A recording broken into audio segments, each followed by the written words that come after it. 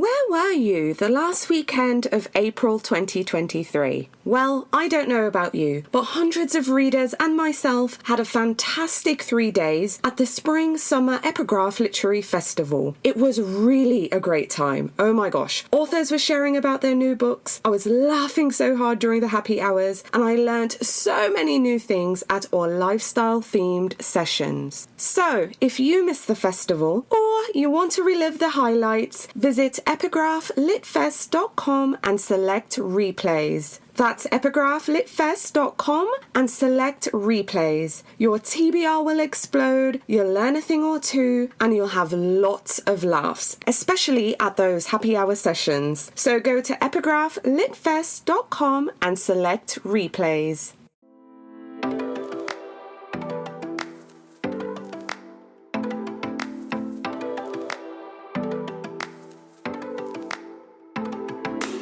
Hello, I'm Victoria from Biblio Lifestyle, and you're listening to the Reader's Couch podcast, the show that will help you bridge the gap between living a full and busy life to one where you're reading, learning new things, and having fun. Today on the couch, I'm so excited to welcome author Lisa Harding to talk about her latest novel, Cloud Girls, which is a powerful novel that shines a spotlight on the horrifying reality of sex trafficking. In the novel, we meet Sammy and Nico, and we see how these two young girls form a friendship despite their horrifying circumstances. Now, in this episode, Lisa and I talk about so many things. We touch on her previous book, Bright Burning Things. We get a sneak peek into her third novel. And we also get some great book recommendations, plus lots more. So let's get into the episode so you can listen to my chat with author Lisa Harding.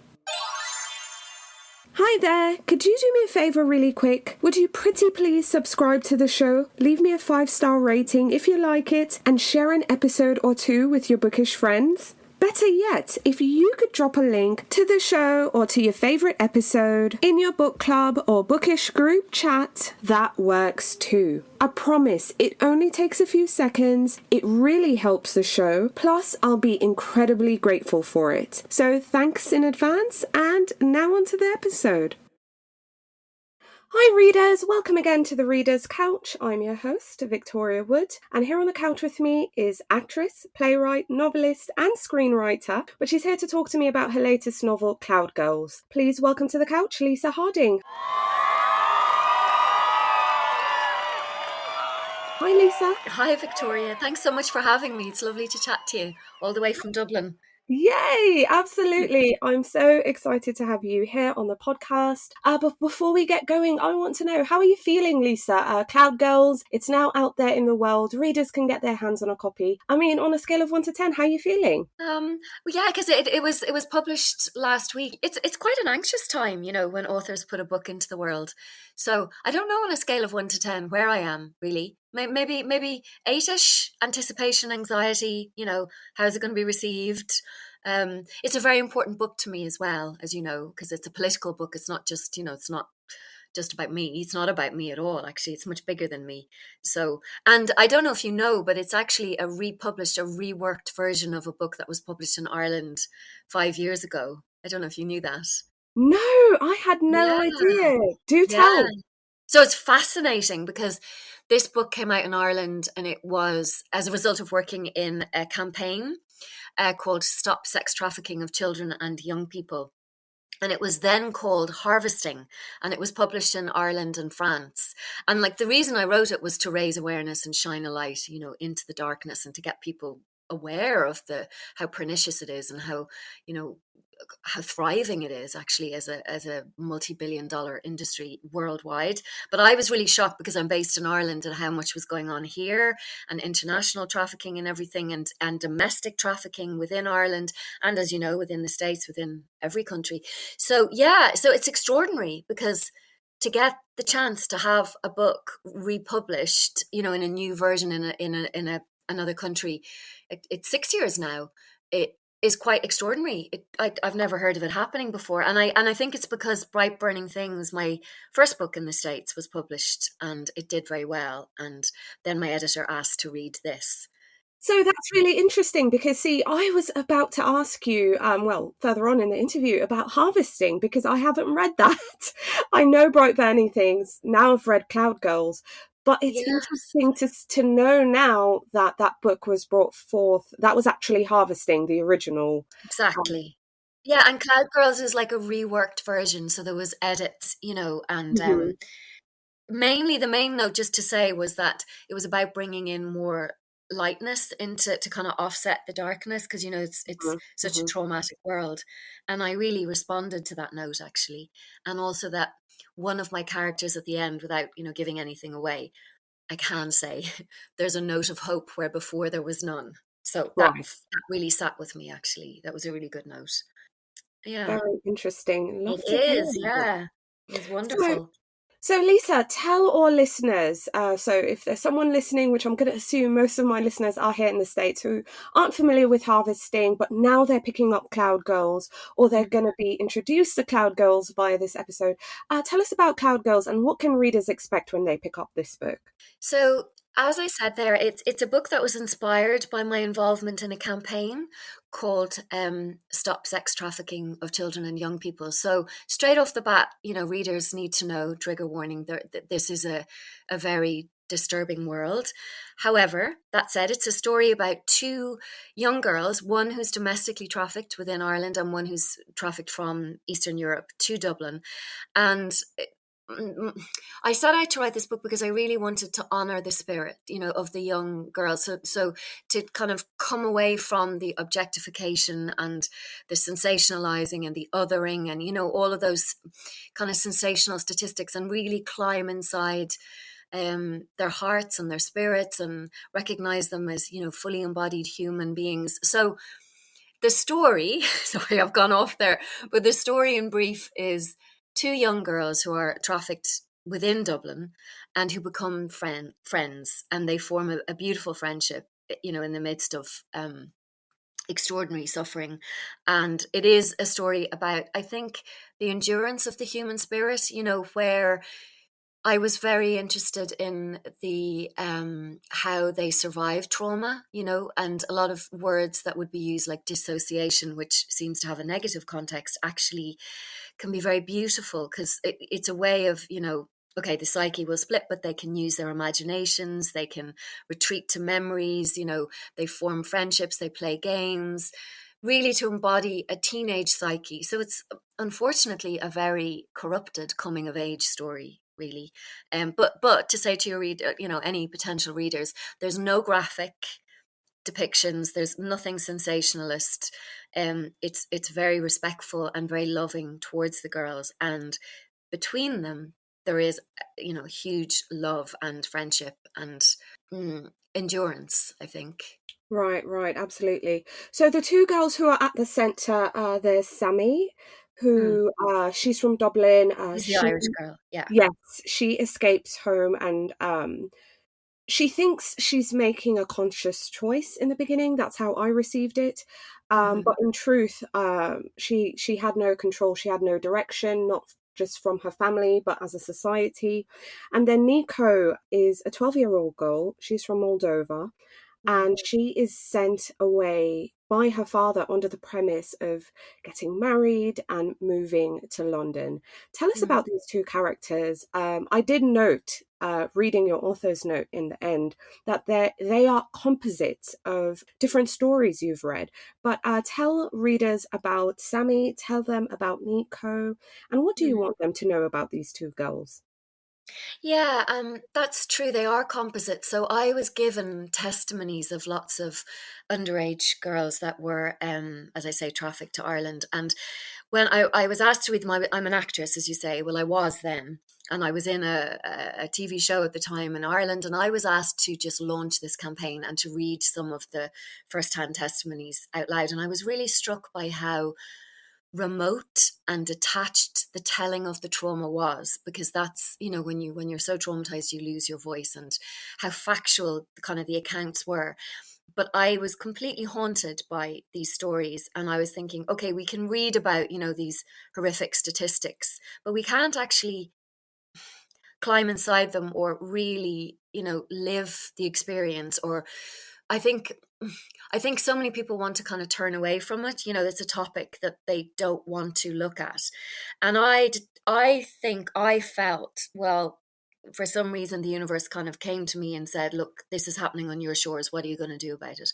So these two girls, as you say, are composites of various stories. And Sammy is from suburban Dublin. So it's not for her an economic, reason that she falls into this world. But for her, as you say, it's due to neglect. And her mother's alcoholic, her father's always away. She's very troubled. She's preyed upon by an older boy in school. And as you say as well, she thinks she's in charge of herself. She presents as very sassy and streetwise and, smart, and she's the complete antithesis to Nico, because Nico is the absolute young, pure victim who's plucked from her village.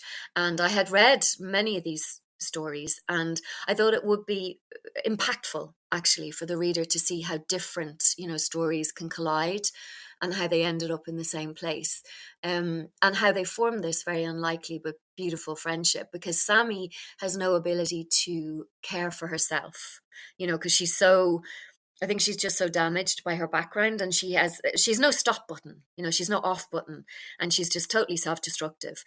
And really, it's when she meets young Nico that she starts to feel she has no siblings, but she starts to feel this protection towards Nico that then, brings up her own kind of buried trauma, I guess. And then Nico was very loved actually by her mother and very loved by her brothers, and she had a friend at home, and she has an inner resource that Sammy doesn't have, to draw on from her memories. So it's about two very different girls coming into their worlds colliding, and I wanted to write how they fall into the world, and then how do they survive and assimilate the abuse, or do they were my questions I kind of set out to answer. Right. I mean, this novel just kind of ripped me apart. So I was thinking, man, when I read your author's note and you mentioned, reading these real stories and having sleepless nights from it, what made you decide to write a story to tell these girls' story? Because I kind of felt almost like you were giving voice, because not many of us might know someone who's had this experience, who's lived this life. We might not work with organizations, we might not have read, true hand stories. So for me, this gave me a face, names, a story, something I could latch onto. Was this something you intended to do? And again, what made you decide to tell the story? Yeah, thank you, Victoria. Yeah, absolutely. That was the drive, really, was to fully humanize, these girls, and to recognize them as our sisters, friends, daughters, and to fully embody them and humanize them, and not kind of, if a reader picks up this book, to fall in love with them. They're lovable characters. They're not just victims. You know what I mean by that? I mean, they're not just nameless statistics on a page. They're living, breathing characters. And I guess like how I write, because I was an actress for so long, is very much from the inside out. So it's very character driven. So as you say, it is about giving voice. And I felt this book, and I often, when I say this, I feel like I'm being quite pretentious, but it is honestly true. This book in particular kind of wrote me. It was like, because I struggled with legitimacy. I thought, no, I don't have the right to write these stories. It's not my story to tell. I hadn't written a novel when I sat down to write this. I had written plays. So initially I thought I might just experiment with lots of different voices, give voice to a choral voice and perhaps have it presented on stage. But I knew that I needed to raise awareness, because anybody I spoke to, particularly in Dublin where I live, and were kind of horrified and shocked by the statistics, and didn't know that we were a destination point for traffickers, didn't know that this industry is flourishing behind closed doors. So it was a testament to these young lives. It was honoring their lives. It was like it felt like a love poem almost as well, to them. And yeah, it felt like it wrote me. It was a very strange one. It was kind of like a possession or something, and very difficult for that. considering it was your first novel, because see, like I had to rewire my brain just now. I know. So this was actually your first book. Mm-hmm. And this, when it was first published 6, 7 years ago, you were transitioning Mm-hmm. careers, Tell me about this transition from acting, screenwriting, playwriting to then novelist. Because I know for our American readers, we got bright burning things first. Mm-hmm. But this, in actuality, was your first book. So Mm-hmm. tell me about that transition. Yeah, so I know, kind of crazy. Everybody says write about what you know first, and I absolutely didn't. But for some reason, the topic, well, it just climbed inside me, and I was completely, I guess I was kind of destroyed by what I had read, and I felt a duty to do something. So when I was 40, as you say, I went back to Trinity to study for an MPhil in creative writing, a master's in philosophy. And while I was there, I started to write lots of short stories. And I had been introduced to this campaign the year before when I was in the TV series. So these characters were still in my head, and I started to write short stories in their voice. So I guess it's not a huge change for me because I was writing theatre and monologues. And actually, so far, Bright Burning Things really is in the form of a monologue too. And these are two monologues, like it's first person present tense, which came quite naturally. But to answer your question, I honestly don't know how it became a novel because it was so loose, the form. Like when I sat down to write it, I just heard these voices, and then I thought these girls kind of grabbed my heart, and I just went with them. So I thought it might be a theatre performance in the beginning. And then it just became bigger and longer and deeper. And then I thought, oh, I think I'm writing a novel now. And that's kind of, and I didn't have an agent. I had an agent for my acting and playwriting, but I didn't have an agent for my novel writing at the time. And I was very lucky because I got published by a beautiful Irish press. They're a literary Mhm. Irish press. And Bright Burning Things really is my first kind of, novel. I got picked up by an agent then, and that went into the world. And I've just finished my third, actually, by the way, and it's just sold, which is really exciting. To Harper as well. So yeah, it's been a funny journey, all right. Not like you know, probably not the average trajectory into novel writing. No, but I like it. I like it because, in a way, I think your story, and I guess this is me speaking for you, but I'd love to hear your thoughts. It's kind of inspiring that you can pivot, because Mm, you were in that acting space and screenwriting, playwriting, and to some degree they are related, So I'm not going to mm, pretend like it's like night and day. But for you to go back to college, go mm. to uni, get that degree, pursue novels, and here you are. I mean, it kind of is inspiring to me that you can pivot. Good. And you know what? I'm teaching master's students now in a university in Ireland, and I've been teaching retirees and community groups, and it's wonderful. There's so many people writing who are retired now. And I love it. Like I think you're never too old to write. That's the gorgeous thing, isn't it, about writing? Hmm. Um and I do think that as we mature, we have a lot more, hopefully, we've gained wisdom and we have insight and compassion and empathy and all those things that, make really good writers. So it's never too old if anybody's listening and they're considering writing their first novel. Like it really isn't. It's do you remember that there was that big hit, Lessons in Chemistry? Yes. Wasn't she 70 or something? Or have I got that wrong? Sorry if Bonnie's listening. I don't remember, but I know she's not. She's an older writer. Yeah, yeah, yeah. It's so it is, and it was very exciting. You're right to actually shift gear. See, I hadn't written screenplays before. I wrote a screenplay adaptation of Harvesting after it was published, but I'd never written a screenplay before. So I'd only written theatre before I Mm, went back and did the masters. But it was wonderful, and I loved being, 40 and shifting gear and having a whole new life um, and learning new things and going to classes and being with students, and now I love teaching it. So yeah. yeah, it's been a great shift. in my life. Absolutely. Mm. I love to hear it. I love to hear it. So Mhm. tell me about Bright Burning Things now, because that was the first book published here in the States. It was a Read with Jenna book club pick.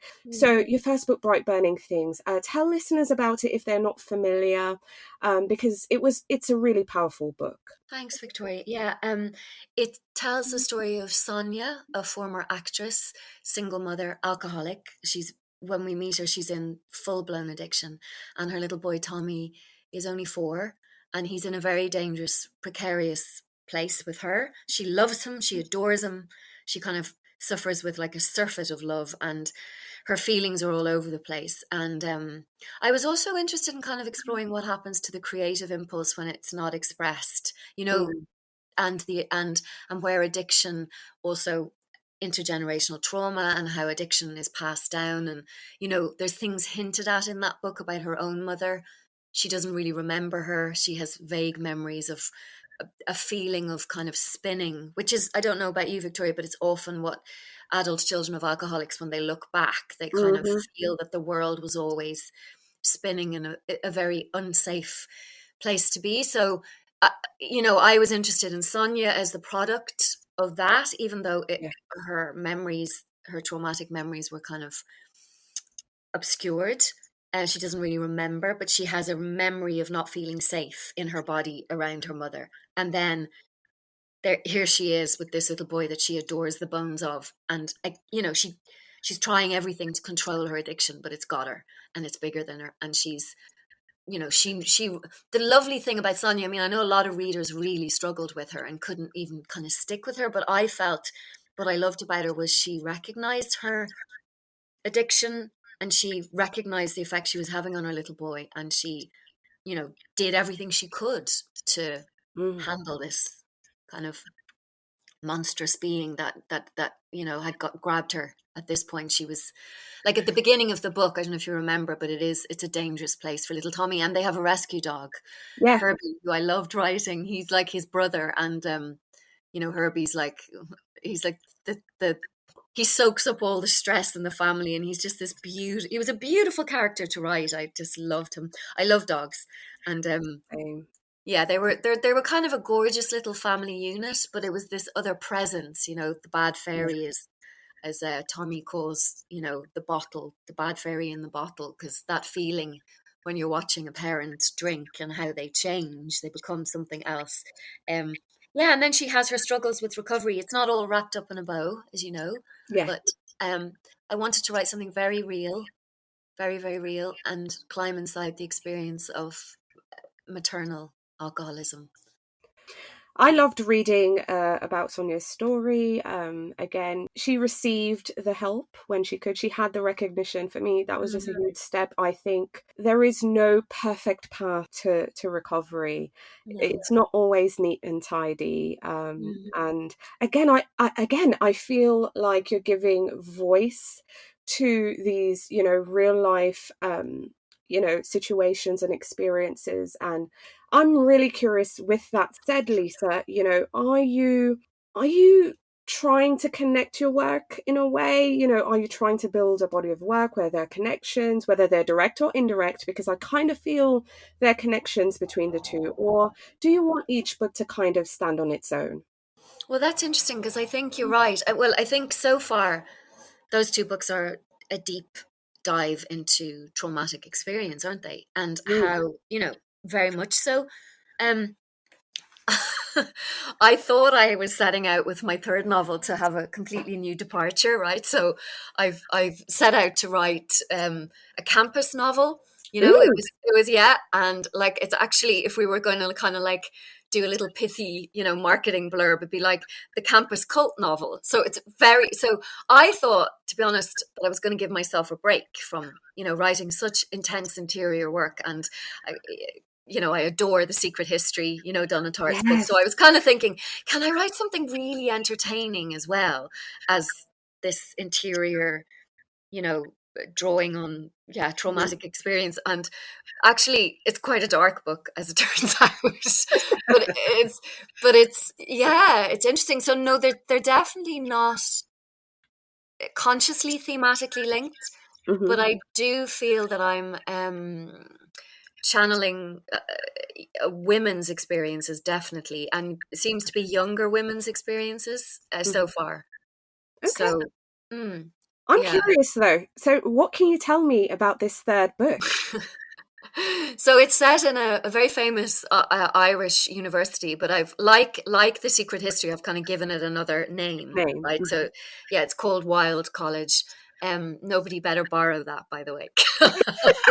Because it isn't like, I don't know when it's going to be published, maybe next year. I don't know. There could be a year and a half lead in. And it's about, so it's again, female friendship, two young girls that come from very broken suburban homes, and they're they have a very kind of codependent, symbiotic friendship. They go to this wild college where it's also full of sort of glamorous people, and they get embroiled with this guy who's quite, there's a lot of coercive control goes on. It's basically, I was exploring how families are formed. So they try to leave one family behind, and then they kind of create another family with their peer group, and they end up taking lots of drugs and doing lots of crazy things, and it all goes very dark.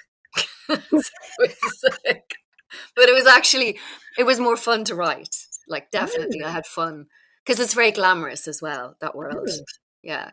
Okay, well, I'm very interested in this. I love a good campus novel. I do. I'm actually a sucker for that. Me too. Me too. But they're hard, Yes. it's hard to get it right, isn't it? And there's some bad ones as well. So Oh, of course. there'll always be the comparison with The Secret History, which is so stunning, you know. Yes. And then of course we have Sally Rooney from Ireland, who wrote Yeah. Normal People. Yeah. So there's the inevitable comparisons. Even when you're writing it, you're thinking, oh, I have to write something really unique here. So I'm very excited to kind of see where this goes.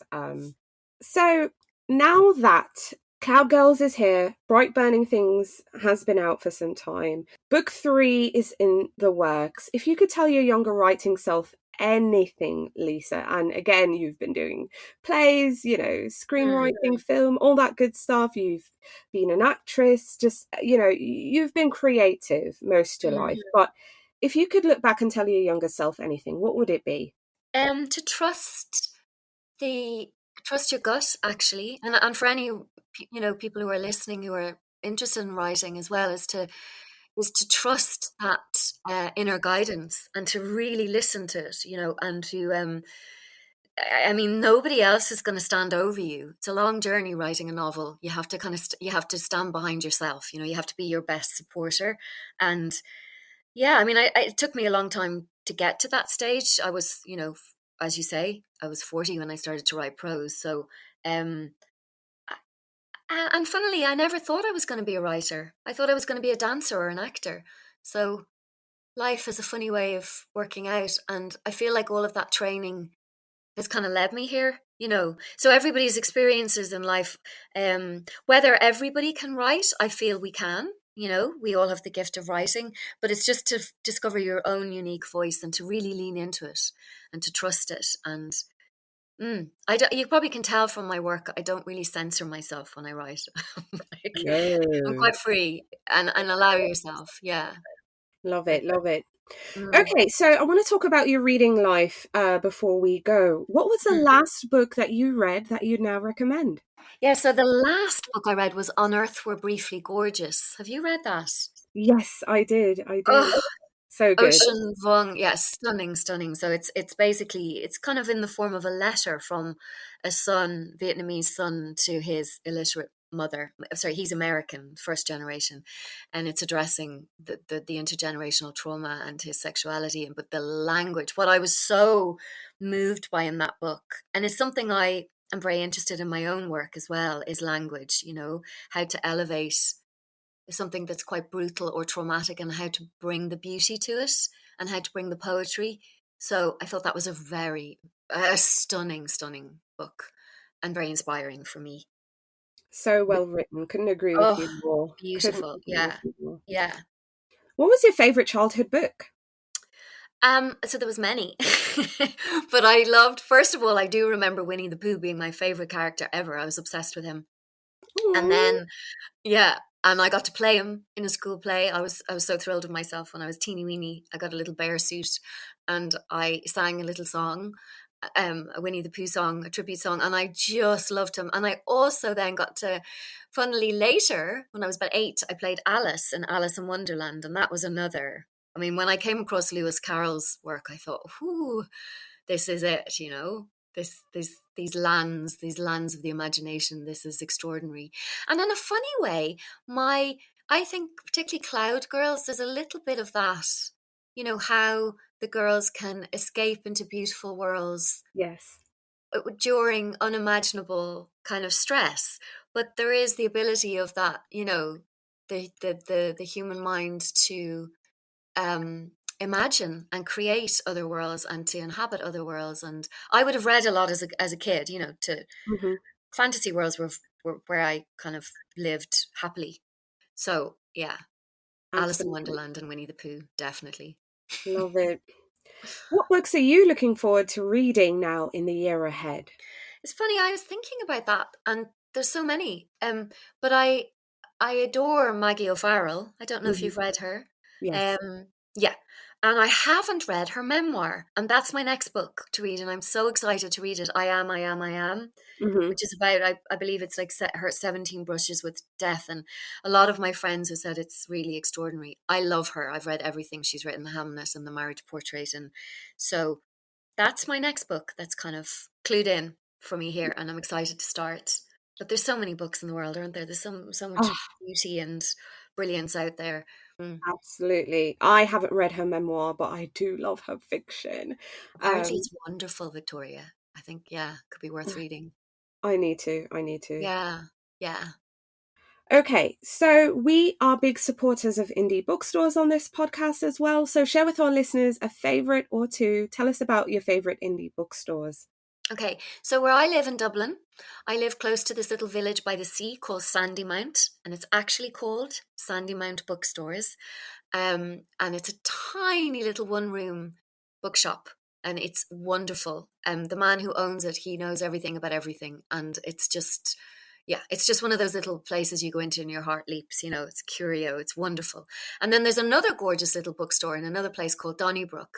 The other Hmm. side, I live near a beautiful park, so you know, Dublin has some gorgeous little indie bookstores around the place, and I happen to live close to two of them, so very lucky.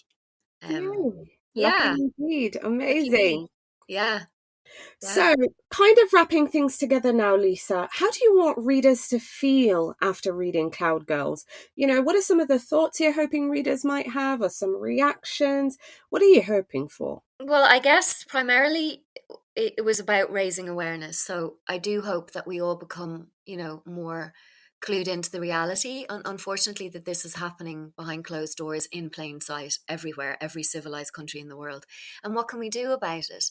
And also, yeah, to engender empathy in the reader, to make the reader stop and think, I guess, to shine a light into the darkness, to bring humanity to, you know, these people who are suffering unimaginable suffering every day.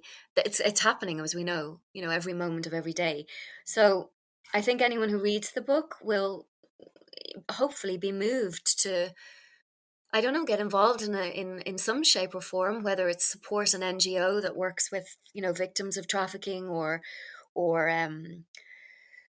yeah, I mean, do what you can do, you know, get involved with an organization, or talk about it, bring it, you know, bring it into our consciousness. And also, Victoria, I don't know, like I felt very strongly, and I wished that this book had become more read by young boys. You know, I'd love young men to engage with it, but they won't, because uh, it's interesting. It's only women that's picking up the book, which is, you know, disappointing. But because, you know, young men need to know that to kind of, what I wanted to do was to, as I say, humanize, perhaps, you know, if 1 in 7 men, which apparently is a statistic that's out there, visit prostitutes, to know that, you know, how many of these girls are not choosing this life.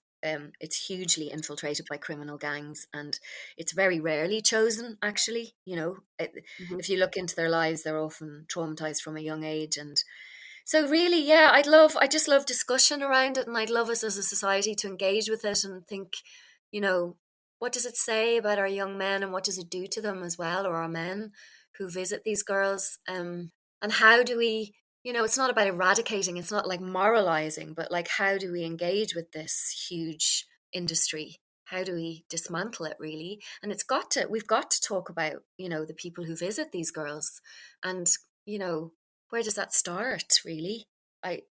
They were young boys at one point. They were somebody's son. They have sisters. Some of them have daughters. So, yeah, engendering empathy, I think, is the primary motivation behind it. But I'd love men to read it. I really would. It's so difficult, though, isn't it, to get men to engage with. Yep, absolutely. I actually think that should be the challenge of this podcast. So if you are listening and you are born male, identify as male, pick up this book, give it a go. And if you are a woman, non-binary person, just anyone listening, gift it. Gift it to a man in your life, whether it's your brother, your partner, your dad, your husband, uncle, just anyone. Actually, I tell them about this book, encourage them to check this book out at the library, gift it if you can, and have a conversation, because again, in the author's note at the end, and they included in the American edition, American statistics, but it also said at the time of the campaign, there were 1.2 million children, again, not adults, children, trafficked globally every year. It was also said that it's impossible to know how many, not just young girls, but also boys who are exploited in this way. And in America, the US Department of Justice said there's an estimated 14,500 to 17,500 foreign nationals that are trafficked to the US annually, with 200,000 domestic trafficking occurring each year. So again, it's staggering, isn't it? It's staggering. It's staggering. Yeah. And the truth is, these numbers aren't accurate just because a lot of this is not recorded, it's not able to be recorded. So just imagine, even one person, that's too many individuals. So I do hope you'll consider picking up Cloud Girls. I do hope you'll consider having this conversation with people in your life. And again, I challenge you to gift this book to the men in your life. Lisa, thank you so much for coming on the show and speaking with me. It's been an absolute pleasure. Me too. Lovely, really lovely to meet you. Thank you, and have a chat. Really enjoyed it.